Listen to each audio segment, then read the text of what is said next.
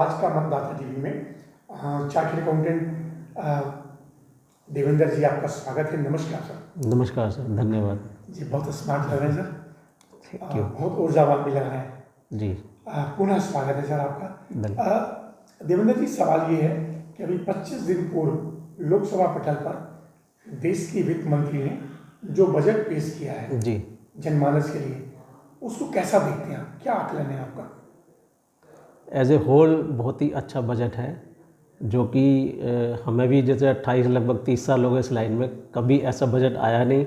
और मुझे लगता है हमारे जीवन काल में भी कभी इतना पब्लिक को ध्यान रखने वाला कभी इतना शायद ही आए। बिल्कुल सही कहा आपने। बहुत लोगों ने बोला कि वित्त मंत्री जी का ये कार्यकाल का सबसे बेस्ट बजट है। बेस्ट बजट है, राइट। तो इससे सर जनमानस में क्या लग रहा है कि बहुत खुशी होगी और देश तीसरी अर्थव्यवस्था की कगार पर होगा? जनमानस को इसमें कुल मिला के फ़ायदा ही होगा, क्योंकि जो इन्होंने एक बेसिक एग्जम्पशन को, पहली बात तो इन्होंने एक जो नया टैक्स रिजीम लिया है उसमें लोगों को फ़ायदा ही हो रहा है। अब 99% लोग नए टैक्स रिजीम में जाएंगे, जिसकी सीमा इन्होंने अब इस बार 12 लाख कर दी है।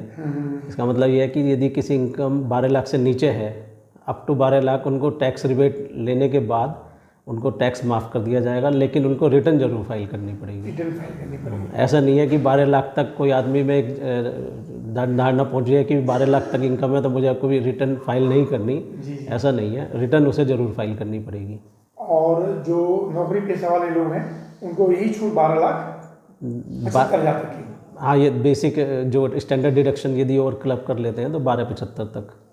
ओके सर, लेकिन उसकी भरपाई कहीं न कहीं से सरकार करेगी जी। तो क्या आपका आकलन है कि राजस्व का जो नुकसान होगा उसकी भरपाई कैसे होगी सर?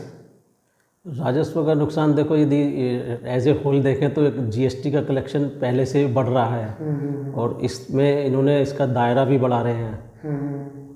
तो उस कहीं ना कहीं उस इनडायरेक्ट वे में तो वो टैक्स कहीं ना कहीं से पूर्ति करेंगे। सर, ये भी हो सकता है कि जो उनका टैक्स का पैसा बचेगा, मध्यम वर्ग उसको खर्च तो करेगा नहीं, खर्च करेगा, चाहे वो इन्वेस्टमेंट करे या कोई फ्रिज लाए, टीवी लाए। बिल्कुल सही है, इसकी परचेजिंग पावर बढ़ेगी, कहीं ना कहीं परचेज करेगा। हाँ, वो जीएसटी के रूप में, किसी ना किसी के रूप में तो ये कलेक्शन होगा। तो मतलब नुकसान होने की कोई संभावना नहीं, मुझे नहीं लगती। Okay sir.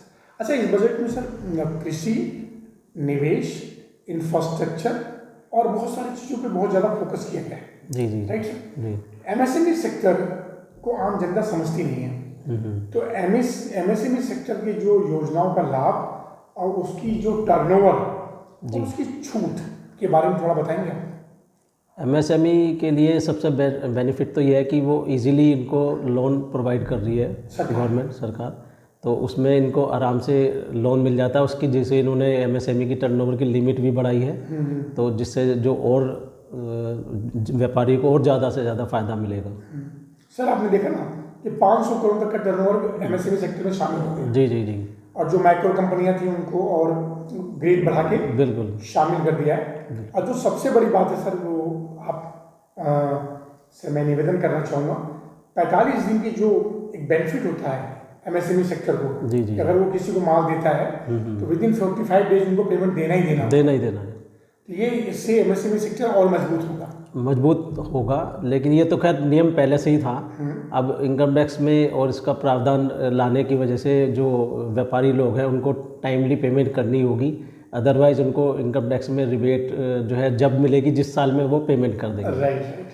तो एक तरह से एमएसएमई सेक्टर का एक कॉन्फिडेंस बढ़ जाएगा। और पेमेंट मरेगा नहीं। फर्स्ट ईयर जरूर दिक्कत आती है व्यापारियों को, लेकिन धीरे धीरे जो है वो सेकेंड ईयर ऑनवर्ड्स वो भी यूज टू हो जाएंगे, भी पेमेंट टाइम से करें। जी जी जी। तो सर, इसी से जुड़ा एक सवाल था, जो इसमें टैक्स की छूट क्या क्या बेनिफिट होता है एमएसएमई सेक्टर में? एमएसएमई सेक्टर में टैक्स की बेनिफिट केवल इनकम टैक्स पर्पस से पेमेंट बेसिस की वजह से छूट मिल रही है। यदि हम एमएसएमई की पेमेंट डिले कर देते हैं तो वो पेमेंट तभी बेनिफिट तभी मिलेगा जब उसका जिस साल में हम पेमेंट कर देंगे, उसका कर देंगे। और जो स्टार्टअप के लिए सर बहुत कुछ किया गया है, तो स्टार्टअप हमारे भारत देश के लिए कितना बेहतर होगा? स्टार्टअप के लिए ये है कि जो मध्यम वर्ग के व्यापारी है या जो यंग जनरेशन है, जो युवा है, जो नई नई क्रिएटिव करके कोई अपना प्लानिंग कर रहे हैं, तो उनको गवर्नमेंट ने ये रखा है कि भी स्टार्टअप को बेनिफिट ज़्यादा से ज़्यादा दिए जाए, ताकि जो युवा वर्ग को अपने नई नई योजनाओं के अनुरूप बिजनेस करने का मौका मिले। राइट, और उनको कहीं भी ऐसा ना लगे उनके पास पूंजी नहीं है। जी जी बिल्कुल, बगैर मानक सुरक्षा के उनको पूंजी दी जाती है। सब प्रावधान इसमें ऐसा जी। तो हमारा स्टार्टअप अच्छा हो गया और हमारा एमएसएमई सेक्टर अच्छा हो गया। बिल्कुल सर, कृषि के लिए कुछ बोलना चाहेंगे कि कृषि क्षेत्र के लिए इन्होंने बहुत सारी छूटें पहले से भी थी, इस बार कुछ और इम्प्रूवमेंट किया? हाँ, कृषि के लिए इन्होंने इंटरेस्ट सबवेंशन में कुछ और रिलैक्सेशन दी है कि जो सबवेंशन है इंटरेस्ट का और मिलेगा, और लोन तो आप जानते ही हो पहले से इनको इजी वे में किसानों को मिलता ही रहा है। लोन माफ़ी भी हमारे देश में बहुत बड़ा प्रचलन है। तो और इस बार इन्होंने पटना में भी कुछ इसी वजह से जो है प्रोत्साहन दिया है कि भी वहाँ ये योजना लाई गई है, ताकि उस एरिया में बिहार साइड में कि ये योजना लाई है इसी वजह से, तो सबको किस फ़ायदा होगा उस साइड को भी। Right sir. अच्छा सर, एक आखिरी में पूछ रहा हूँ, जब कभी भी किसी व्यक्ति को बगैर किसी सुरक्षा मानक का लोन दिया जाता है जी, जैसे स्टार्टअप को दिया जाएगा, तो क्या उसमें देश को कुछ नुकसान होने की भी संभावना है? नुकसान होने की संभावना तो देखो, यदि नीयत लेने वाले की ख़राब है तो हमेशा ही बनी रहती है। जी जी। और मुझे नहीं लगता जो युवा वर्ग आ रहा है वो उनकी नीयत इस तरह की रहेगी कि लोन लेके उसको पे ना करें। हाँ, वो बात अलग है, लेकिन जिस हिसाब से गवर्नमेंट प्रोत्साहन दे रही है युवा वर्गों को, तो नेचुरली उनका बिजनेस बढ़ेगा तो वो रीपे करेंगे, नुकसान होने की संभावना कम होगी। अच्छा, एक जनता का सवाल है सर, हमारा देश इंफ्रास्ट्रक्चर में, हमारा देश ईवी इलेक्ट्रिक में, सौर ऊर्जा में, इवन रक्षा के जो इक्विपमेंट है उसको बनाने में तेजी से आगे बढ़ रहा है। जी जी, अंतरिक्ष में भी बढ़ रहा है जी। सभी तेजों लाइनों में बूस्टिंग है सर। लेकिन सर क्या वजह है कि रुपया डॉलर के मुकाबले मजबूत नहीं हो रहा है?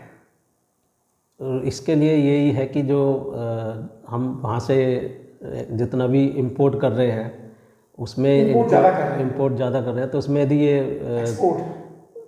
प्रोत्साहन और बढ़ाएं एक्सपोर्ट में, तो थोड़ा सा कंपेटेबिलिटी ठीक होगी। तो क्या यही वजह है? जी जी, एक्सपोर्ट मेरा कम है। जी जी, बाकी अर्थव्यवस्था मजबूत है। जी जी, मतलब ऐसा तो नहीं कि मंदी के कागार पर हम लोग भविष्य में पहुँचे, ऐसा कुछ नहीं, ऐसा कुछ लगता नहीं मुझे। क्योंकि हमारा तो सारी चीज़ें बढ़ी रही हैं। जी जी। और जो जीडीपी होता है सर, वो जीडीपी आम जनता समझना चाहती है एक एक्सपर्ट के मामले के द्वारा कि जीडीपी क्या चीज़ है। जीडीपी इसको क्या पास ऑन कर दे सकते हैं? जी जी सर, इसको पास ऑन कर सकते हैं। ओके, कोई बात नहीं सर। जहाँ तक कि अगर किसी भी देश की जीडीपी अच्छी होती है सर, तो उस देश की आर्थिक स्थिति मजबूत मानी जाती है। जी जी जी बिल्कुल। और जितना एमएसएमई सेक्टर सर में बढ़ोतरी होगी, मध्यम और सामान खरीदेगा, उतना ही हमारे देश का जीडीपी बढ़ेगा। ऐसा आपने सर मुझे पहले बताया था। जी जी। तो उसको मैं रिपीट कर रहा हूँ सर। सर, एक दो सवाल मेरा और भी था सर, कि जो जीएसटी होता है सर, जी, जीएसटी लागू है काफ़ी दिन हो गया, लेकिन अभी तक ट्रिब्यूनल नहीं बना। क्या नहीं बना? ट्रिब्यूनल बनना चाहिए। नहीं, इसमें लोगों को एक्चुअली क्या है कि शुरू में गवर्नमेंट ने तो ये बनाया था कि भी बहुत ही इजी वे में रहेगा, और एक छोटा व्यापारी भी मतलब रिटर्न अपने आप सेल्फ फाइल कर सकता है। धीरे धीरे थोड़ा सा कॉम्प्लिकेशन रहा कि इन्होंने नियम को इतने जैसे परचेज़ की हमने और सामने वाले सप्लायर ने उसका टैक्स जमा नहीं करा, तो उसकी वजह से जो परचेजर है उसको बहुत दिक्कत होती है। हाँ, तो वो अपने विवादों का निपटारा के लिए भी वो हाई कोर्ट जा रहा है। और उसमें बीच में गवर्नमेंट ने रिलैक्सेशन भी दिए हैं पीछे 17, 18, 18, 19 और 19-20 के लिए। इन्होंने ये भी कहा था कि यदि वो व्यापारी केवल एक सर्टिफिकेट दे देता है या एक लिमिट के बाद सीए से भी सर्टिफिकेट लगा देता है कि भी इसने जो है व्यापारी ने परचेज जो सेल करी है वो गलत किसी कारण से वो दिखा नहीं पाया, टैक्स जमा कर दिया है, लेकिन उसकी रिटर्न में त्रुटि है, तो वो उसको परचेजर को बेनिफिट दे दिया जाता है। लेकिन अगर ट्रिब्यूनल बन जाएगा तो विवादों का निपटारा जल्दी होगा। बिल्कुल बिल्कुल। ट्रिब्यूनल इन्होंने अब लास्ट स्टेज पर है, सेटअप कर दिया। हाँ, कब आ जाए सामने? हाँ, अपॉइंटमेंट कर भी दिया इन्होंने एक जी जी जी। प्रेसिडेंट का, तो मुझे लगता है कि आने वाले टाइम में शुरू हो जाएंगे। और जब ट्रिब्यूनल बन जाएगा सर तो जो विवादों में पैसा है वो फंसा नहीं रहेगा, बिल्कुल बिल्कुल चलन में रहेगा, बिल्कुल, तो हमारी अर्थव्यवस्था ग्रोथ बढ़ेगा सर। बढ़ेगी नहीं सर? बिल्कुल। अच्छा, इससे जुड़ा हुआ सर देवेंद्र जी सवाल ये भी था, जो जीएसटी का स्लैब रेट है सर, जी, मिनिमम वाला और हायर वाला, क्या उसमें कुछ परिवर्तन की आवश्यकता है? मिनिमम तो सर्विस में तो अभी 20 है और बिक्री के उसमें 40 लाख है।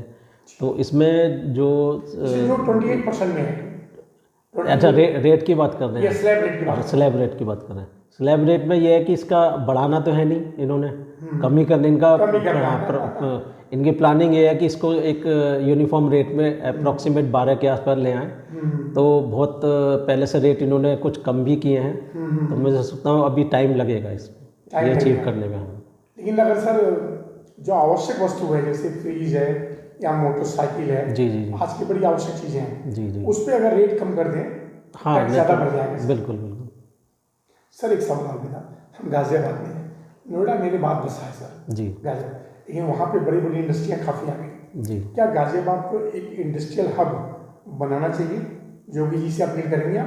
नहीं, बनाना चाहिए, क्योंकि यदि आप एक मतलब पीछे बैकग्राउंड में जाके देखें तो गाजियाबाद में जो इंडस्ट्री कभी लगी थी तो उसका इतिहास देखें, पहले जैन इंडस्ट्रीज़ थी और जिंदल इंडस्ट्रीज़ थी, ये तो बहुत बड़ी बड़ी इंडस्ट्रीज़ है, और स्वदेशी पॉलिटेक्स यहाँ से जानता था गाजियाबाद। हाँ, तो इसमें कहीं ना कहीं किस कारण से मतलब गवर्नमेंट की पॉलिसी की वजह से इनको वाइंड अप करना पड़ा। मैं समझता हूँ कि ये पॉलिसी यदि कमियाँ देखें तो गाजियाबाद दोबारा उभर के आ सकता है, दोबारा उभर के आ सकता है। उससे सर हर क्षेत्र को फायदा होगा। बिल्कुल, क्योंकि हम लोग दिल्ली के नज़दीक हैं, जी, चाहे यहाँ के प्रोफेशनल्स हों, चाहे वो एक्सपर्ट्स हों, फाइनेंशियल, हर किसी को लाभ होगा। बिल्कुल। और गाजियाबाद को एक, अब देखिए यहाँ पे सर एयरपोर्ट भी आ गया, इंडियन, इसका भी बहुत फ़ायदा मिलेगा, बहुत फायदा मिलेगा। इंडस्ट्री हब बनना चाहिए, क्योंकि सर मैं तो समझता हूँ इंडस्ट्री अब है, बस ये है कि जो बड़ी बड़ी कंपनियाँ बंद हो गई है उनको यदि दोबारा से इस तरह से मौका मिले तो गाजियाबाद नेचुरली डेवलप करेगा। अच्छा सर, जो बजट आया है अमूमन अगर हम लोग चर्चा करें तो 24 घंटा कर सकते हैं, जी जी, लेकिन एक आपका ओपिनियन चाहता हूँ कि इस बजट में कुछ और शामिल हो जाता, नरेंद्र मोदी जी से अपील करना चाहेंगे या वित्त मंत्री जी से कि भाई इस सेक्टर को अगर आप और ले लेते तो अच्छा होता। बजट में बस एज ए होल तो इनकम टैक्स रिबेट में इन्होंने 12 लाख करके बहुत ही लगभग सभी को फ़ायदा दिया है। मैं समझता हूँ कि जो 4 करोड़ टैक्स पेयर हैं उसमें अब 1 करोड़ तो ऐसे ही थे जो 10-12 लाख से नीचे ही भरते थे, तो उनको बहुत ही बड़ा फ़ायदा मिला है। बाकी मैं चाहता हूँ कि जो बिजनेस क्लास असेसी हैं उनको इस तरह से, जो जैसे पीछे प्रावधान आया था कि मतलब एमएसएमई को पेमेंट ना करने की वजह से एक बहुत मोटी जो है अमाउंट एक तरीके से एडबैक कर दी जाती है, या इस तरह के जो प्रावधान है उसमें थोड़ी सी व्यापारियों के हित को भी ध्यान में रखना चाहिए, ताकि उनको इतना बड़ा अमाउंट, जैसे किसी ने परचेज ही उसने 1 करोड़ की कर ली और पेमेंट पीछे, और सेल भी उसने करी है, उसके पेमेंट पीछे से नहीं आने के कारण सप्लायर को पेमेंट नहीं कर पा रहा, तो ये सब चीज़ें भी थोड़ा सा ध्यान रखना चाहिए। एमएसएमई का तो ध्यान रख ही रहे हैं, थोड़ा व्यापारियों का भी इस तरह ध्यान रखना चाहिए। Right sir. अच्छा सर, मतलब जो मैं इसमें पूछना ये आपसे चाह रहा था कि अल्टीमेटली सीतारमण जी ने बहुत अच्छा बजट दिया नेचुरल, लेकिन जो पार्टनरशिप फॉर्म है सर, जी जी, आज भी सबसे हाईएस्ट उसी पे है इनकम टैक्स। जी जी, तो उसको 30%, 31% है, 30% है, 30% प्लस, 30%। तो पार्टनरशिप जैसी हमारी शुरू से चला आ रहा है पार्टनरशिप में, जी जी जी, वो प्रथा बंद ना हो जाए। तो नहीं, ये सही बात है कि जो इन्होंने प्राइवेट लिमिटेड है उसका भी रेट इन्होंने पहले से बहुत कम किया है, तो ये मैं बिल्कुल सही कहना है आपका कि जो इसमें यदि गवर्नमेंट इसका इस बार भी यदि मैडम से मैं तो यही प्रार्थना करूँगा कि पार्टनरशिप फर्म और एलएलपी में भी यदि रेट कम करें तो लोगों को थोड़ा सा मोटिवेशन मिलेगा, क्योंकि हर आदमी प्राइवेट लिमिटेड नहीं बना पाता। राइट सर, लास्ट सवाल, हमारे देश के प्रधानमंत्री नरेंद्र मोदी जी और उत्तर प्रदेश के मुख्यमंत्री योगी जी से कुछ अपील करना चाहेंगे देश को जिस रास्ते पे लेके चल रहे हैं? नहीं, ये तो इतना दोनों मिलकर ही इस तरह का काम कर रहे हैं कि कुछ गुंजाइश नहीं छोड़ रहे। फिर भी मैं यही उम्मीद रखूँगा कि भगवान इनको स्वस्थ रखे और इसी तरह देश इनकी छत्र छाया में प्रगति करता रहे। और योगी जी सर हमारे law and order Uttar Pradesh का बिल्कुल कितना बेहतर बना दिया। बिल्कुल बिल्कुल। तो योगी जी को भी थैंक यू बोलना चाहेंगे आप। जी जी सर लास्ट सवाल बिल्कुल देवेंद्र जी, हर किसी से मैं पूछता हूँ, ये सवाल युवाओं के लिए है जी। सर चार्टर्ड अकाउंटेंट बनना बड़ा कठिन काम है। बिल्कुल। इसमें कोई रिजर्वेशन नहीं है। जी जी। इसके अंदर कहीं कोई नकल नहीं होता जी। खुद की योग्यता पे आदमी बनता है। जी बिल्कुल। तो ऐसा कौन सा मेन रीज़न था कि आप इस फील्ड में आए, आपने कहा नहीं मुझे चार्टर्ड अकाउंटेंट बनना है? देखो ये कॉमर्स बैकग्राउंड से तो थे हम शुरू से ही, और हमारे परिवार में कभी इस तरह की कोई इस पोजीशन पर नहीं पहुंचा था। सब मध्यम वर्ग से थे, बल्कि मैं एक तरीके गरीब परिवार से ही निकले हैं हम सब। हर कोई मोदी जी गरीब तो परिवार, एक मन में ये था कि परिवार के लिए भी कुछ करना है। और जब मैं पढ़ते पढ़ते देखता था कि जो लोग सीए कर रहे हैं, जो किस तरह उनका रिस्पेक्ट मिलती है लोगों से, और क्या वो सोसाइटी को देते हैं, क्या स्टेटस है, तो मेरे मन में भी जागरूकता बनी और मैंने मन में ठानी कि मुझे भी ये बनना है। ओके सर, ये मतलब आपको लगा कि बहुत ही प्रतिष्ठित प्रोफेशन है। बिल्कुल बिल्कुल। और इसमें जाना चाहिए, और इसके अंदर ईमानदारी भी सर कूट बिल्कुल बिल्कुल। इस प्रोफेशन में ये है कि एंट्रेंस तो बहुत आसान है, अंदर पास आउट करना बहुत कठिन है। जी जी। लेकिन सर इसमें अभी भी आज के डेट में परसेंटेज कितने होंगे? 5 या 6% है? बहुत कम है। बहुत कम है। मतलब मेहनत करेंगे तभी आप पास होंगे। बिल्कुल। और कोई रास्ता नहीं। और कोई रास्ता ही नहीं। सर जो नेशनल प्रेसिडेंट नंदा जी बने, उनको शुभकामना देंगे? हाँ, मैं इनको बहुत बहुत शुभकामनाएं देता हूँ। मैं चाहता हूँ कि हमारा इंस्टीट्यूट इस और तरक्की करे, और जो युवा हमारे पास आउट होके आ रहे हैं उनके भी जो कैरियर के लिए हिसाब से वो देखें कि जैसे बैंक ऑडिट में उनको धीरे धीरे उनकी तरफ से काम कम होता जा रहा है, बिल्कुल ना के बराबर रहा है, उस क्षेत्र में भी कुछ देखें। तो युवा वर्ग उन्हीं को देख रहा है इसी नज़र से। और सर जो गाजियाबाद की चार्टर्ड अकाउंटेंट ब्रांच है जी, उसको भी, उस कमेटी को भी शुभकामना। हाँ, मैं जो अभी नई कमेटी आई है मैं उसको बहुत दिल से शुक्रिया अदा करता हूँ, और क्योंकि उनके एक ज़्यादातर युवा वर्ग है, उसमें भी ज़्यादातर यंग हैं, और यही शुभकामनाएं देता हूँ कि आपके नए नए विचार से हमारी ब्रांच और सिटी नई नई ऊंचाइयाँ छुए। देवेंद्र जी, चार्टर्ड अकाउंटेंट देवेंद्र जी, आपका बहुत बहुत धन्यवाद। फिर किसी विषय पर बात करेंगे। नमस्कार सर। नमस्कार। Thank you.